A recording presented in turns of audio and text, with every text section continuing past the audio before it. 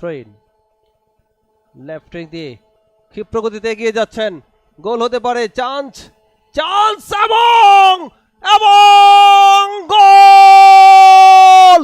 চমৎকার, দারুণ finished, excellent finished. Finally 1-0 গোলের লিড।